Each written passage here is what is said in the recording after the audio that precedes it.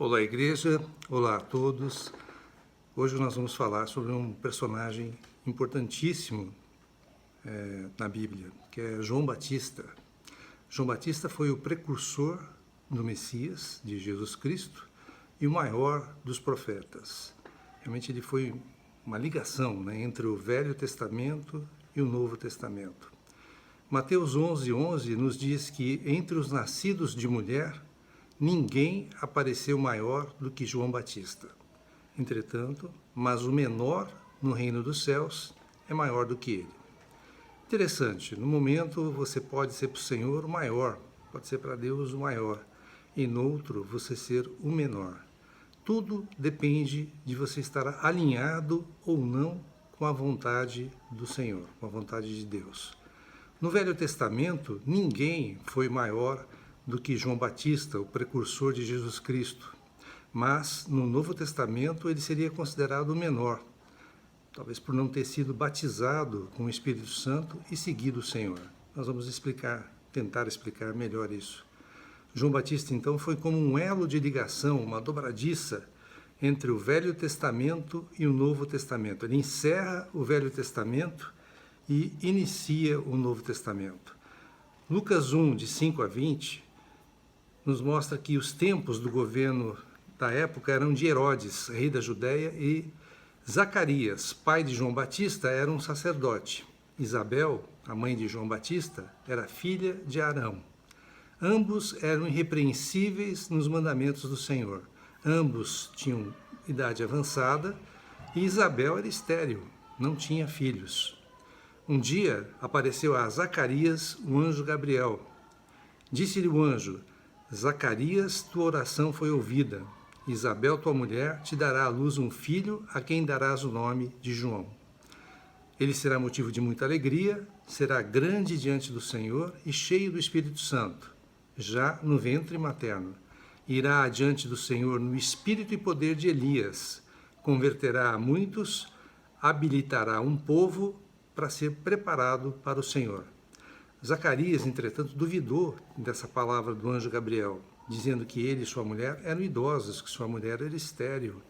O anjo Gabriel respondeu para esta incredulidade de Zacarias que ele ficaria mudo até todas essas coisas acontecerem. Em Lucas 1, 39 a 42, Maria vai visitar a sua parente Isabel, ambas grávidas. E ela diz: ouvindo a saudação de Maria, a criança, que era João Batista, que estava no ventre de Isabel, estremeceu, reagiu. Então Isabel ficou possuída do Espírito Santo e exclamou em alta voz: bendita és tu entre as mulheres, e bendito o fruto do seu ventre. Então, já no ventre materno, João Batista tinha uma ligação com o Senhor. Ele já estava sendo preparado desde o ventre materno para exercer o seu ministério. E mostrando a importância do ministério, do que seria o ministério de João Batista. Isabel teve o filho, Zacarias teve a sua língua desimpedida e louvavam a Deus. Diziam: que virá a ser, pois, este menino? E a mão do Senhor estava com João Batista. João Batista viveu numa época conturbada, onde Roma dominava entre todas as regiões a Galiléia e a Judéia. Roma dominava praticamente o mundo todo da época. Lucas 3, de 1 a 2, nos diz que no 15º ano do reinado de Tibério César, sendo Pôncio Pilatos governador da Judéia, e o foi por pedido dos próprios judeus, pela violência de Herodes, pediram para trocá-lo. Aí veio Pôncio Pilatos. Herodes, tetrarca da Galiléia, tetrarca porque chefiava uma das 4 divisões romanas da Palestina. Seu irmão, Filipe, irmão de Herodes, tetrarca da região da Itureia e Traconites. E o outro general, Lisânias, tetrarca de Abilene, sendo sumos sacerdotes Anás e Caifás. Anás era o sogro, Caifás o genro. Herodes era muito cruel. Mandou matar a família de sua esposa, mandou matar sua sogra, mandou matar a sua esposa, temendo que pudessem traí-lo e tomar o seu lugar. Não hesitou também em matar seus próprios 2 filhos, quando esses foram estudar em Roma, se preparar em Roma, temendo que pudessem voltar e assumir o seu lugar.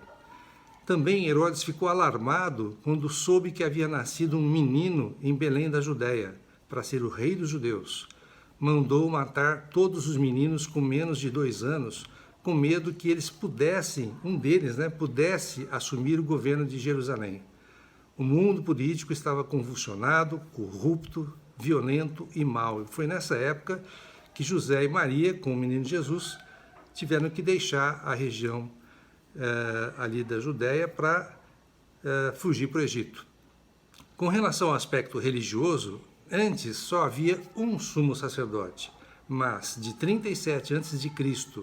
para cá, nesse período já haviam 28 sumos sacerdotes em Jerusalém. O sumo sacerdócio ele era comprado a peso de ouro e estava assim o cargo estreitamente ligado à política.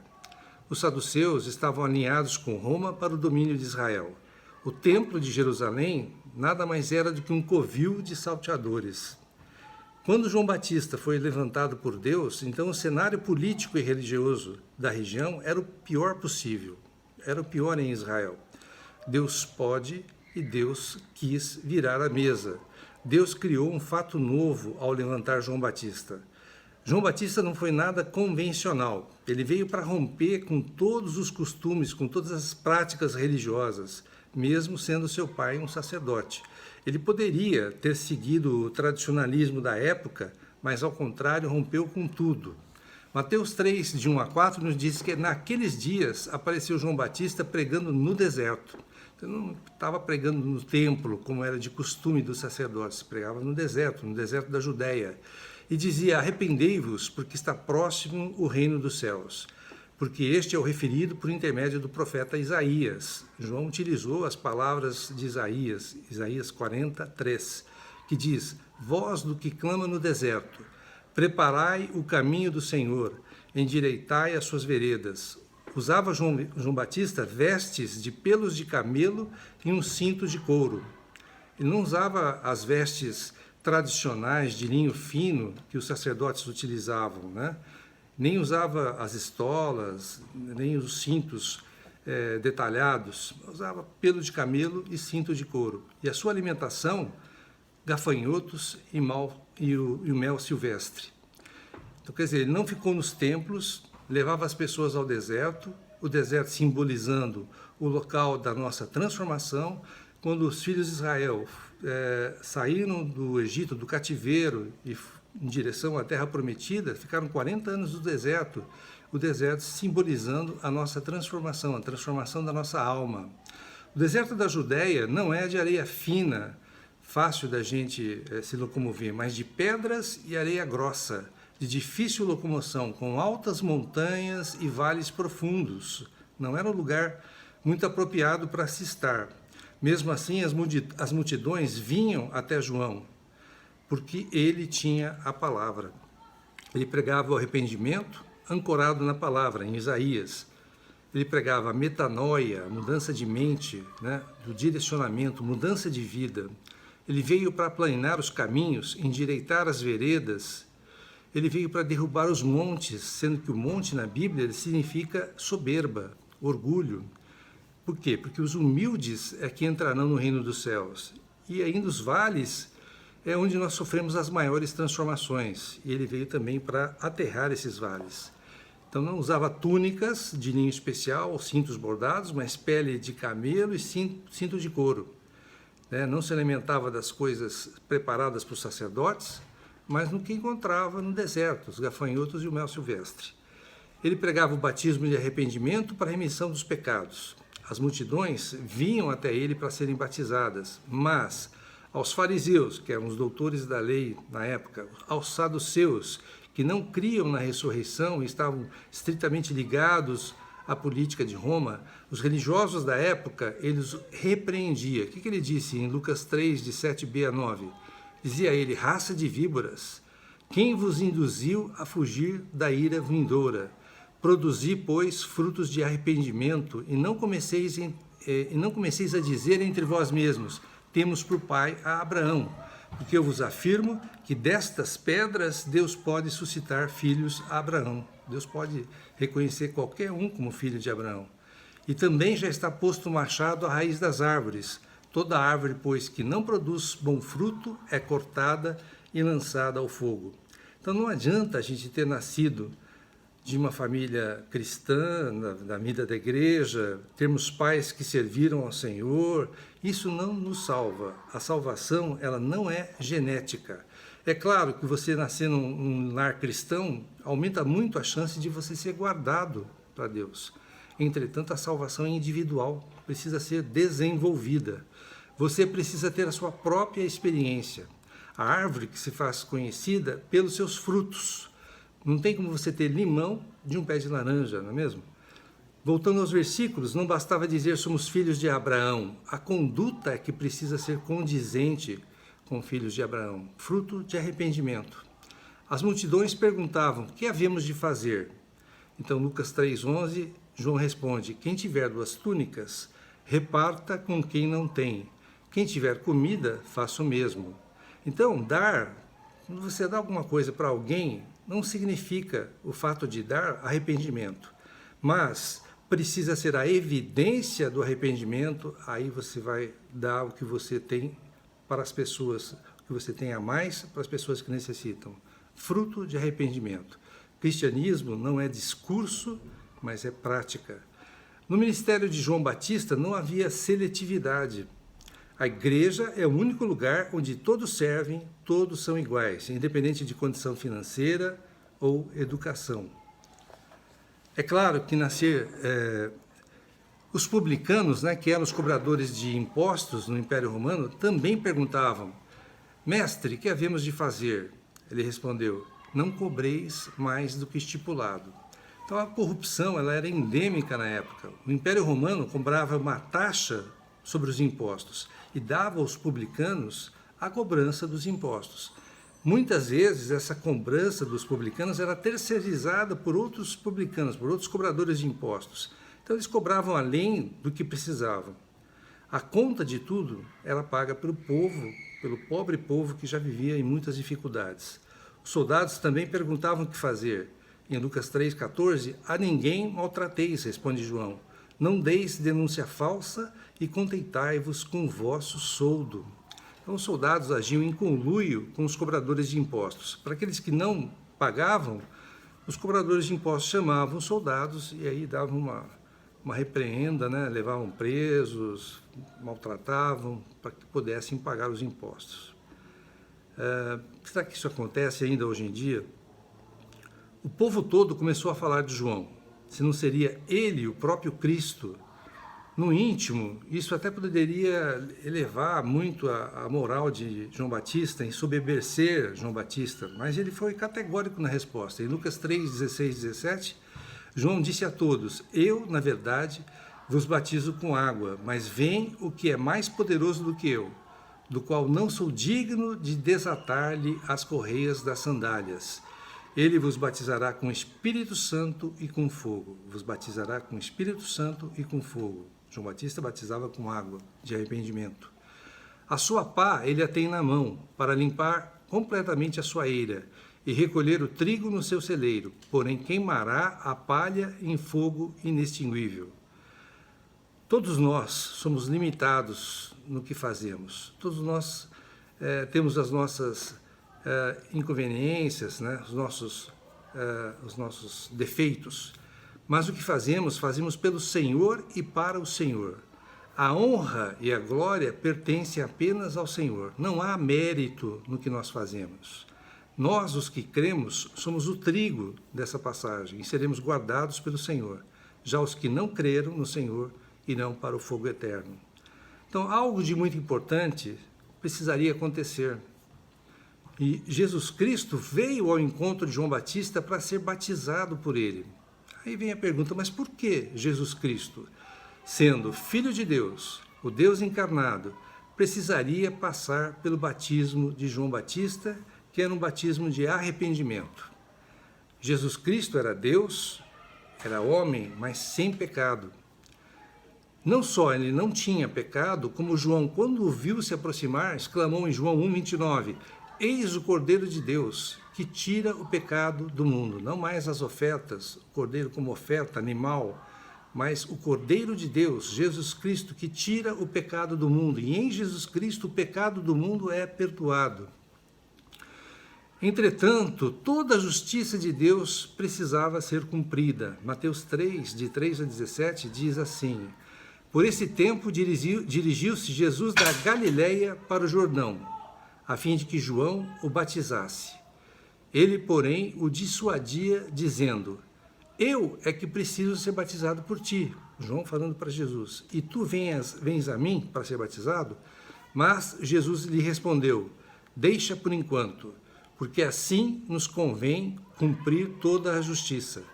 Então, João Batista o admitiu.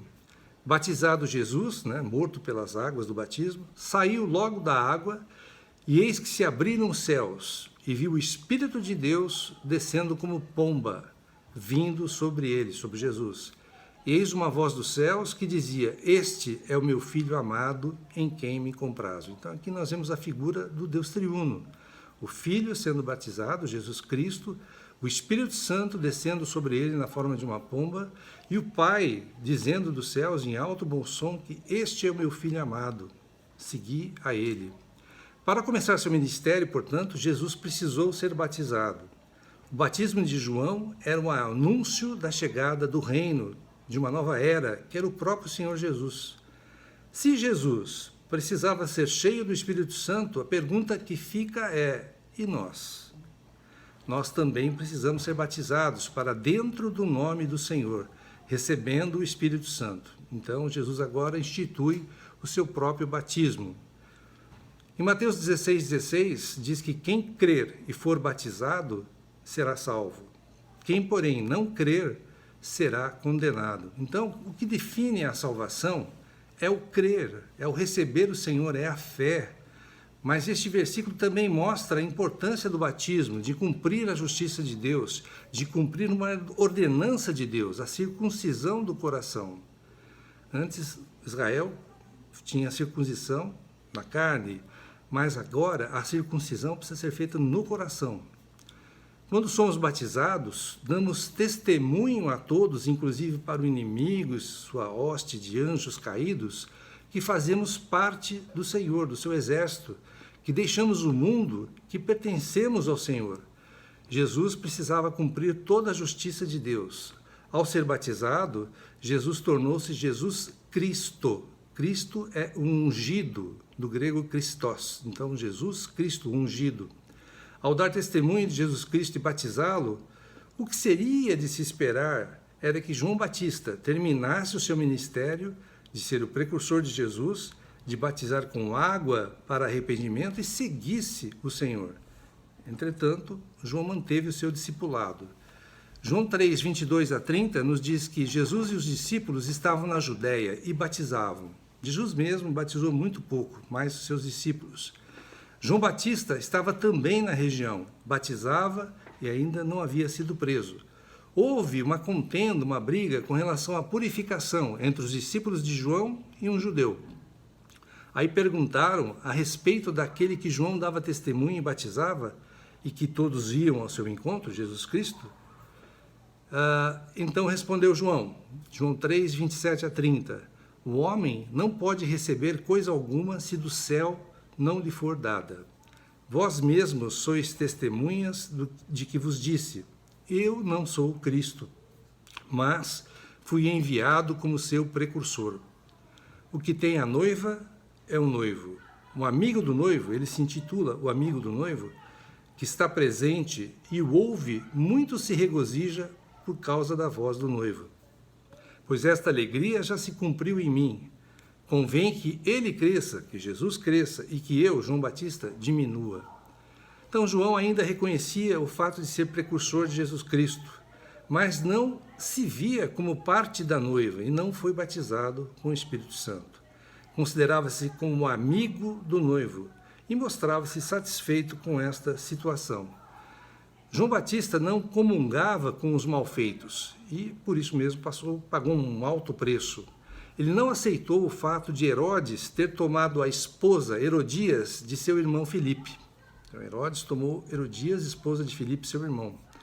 Ao denunciar essa traição, acabou sendo preso por Herodes. Lucas 3, 19 a 20 diz: Herodes, o tetrarca, sendo repreendido por ele, por João Batista, por causa de Herodias, mulher de seu irmão, Filipe, e por todas as maldades que o mesmo Herodes havia feito, acrescentou entre elas ainda a de lançar João no cárcere, na prisão.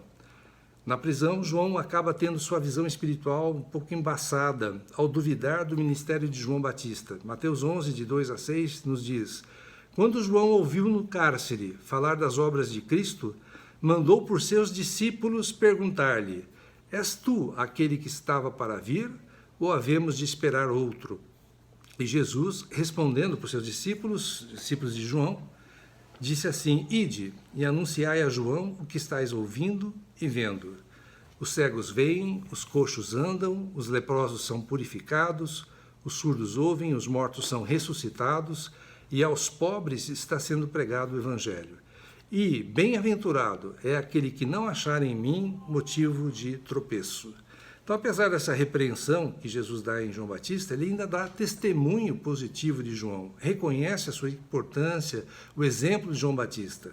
João 11, de 7 a 19 disse que João era muito mais que um profeta, que era seu mensageiro, que veio para preparar o caminho. E diz: Em verdade vos digo, entre os nascidos de mulher, ninguém apareceu maior do que João Batista, mas o menor no reino dos céus é maior do que ele.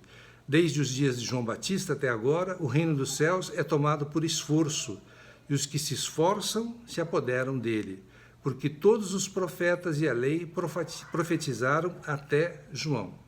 Então, em João termina o Antigo Testamento. Então, o próprio Senhor reconheceu João Batista como o maior dos profetas, o maior do Antigo Testamento, dentre todos os outros.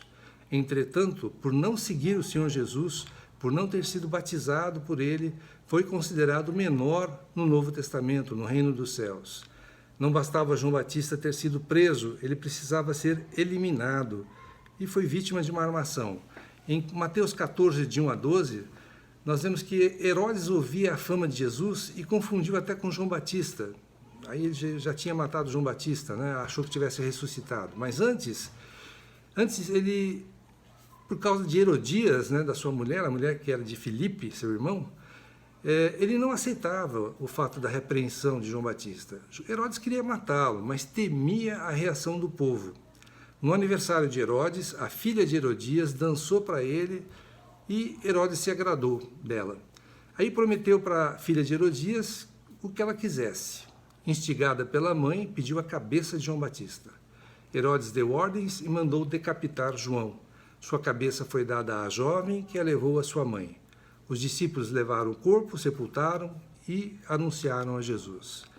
Aí vem a pergunta, né? Por que o Senhor não livrou João Batista da prisão, assim como fez com Pedro, com Paulo e com Silas? Na verdade, a gente não deve questionar os arranjos do Senhor. Ele sabe todas as coisas, ninguém pode mudar a sua vontade, o seu arranjo. Mas podemos inferir, isso não está escrito na Bíblia, podemos inferir que se João Batista não tivesse sido morto no Antigo Testamento como o maior dos profetas, talvez nem tivesse sido salvo no Novo Testamento ao não ter sido batizado no Espírito Santo e não ter seguido o Senhor Jesus. Entretanto, não cabe a nenhum de nós exercer juízo sobre a soberania do Senhor. Aí eu pergunto, se você não foi batizado, se você ainda não foi batizado, reflita sobre isso, sobre tudo o que nós falamos, e tome posse deste importante mandamento do Senhor, que identifica você com a morte e ressurreição do Senhor. Se o próprio Senhor Jesus foi batizado, nós também precisamos ser batizados. Cabe também a cada um de nós nos arrependermos, pedir perdão pelos nossos pecados, permitir que o Espírito Santo faça a sua obra de transformação em nossa alma. Sim, porque nós podemos impedir que o Espírito Santo nos transforme. Nós precisamos permitir que o Espírito Santo nos transforme a nossa alma. E também que nós possamos levar o Evangelho, as boas novas, para as pessoas. O que fica realmente é que João Batista foi o maior de todos os profetas, o maior no Antigo Testamento, foi o precursor de Jesus Cristo. Espero que vocês tenham gostado. Se alguém ainda não se inscreveu no meu canal, está escrito aqui embaixo inscrever-se, né? Você se inscreve e tem acesso a todos os vídeos que nós já fizemos e os que virão. Lembrando também que a Igreja Cristã em Londrina, ICEL, nós estamos agora estudando os 4 evangelhos simultaneamente. Uma harmonia entre os evangelhos. E vocês têm acesso às mensagens no YouTube e no Facebook. Que todos tenham uma excelente semana, que o Senhor abençoe a cada um de nós. Amém.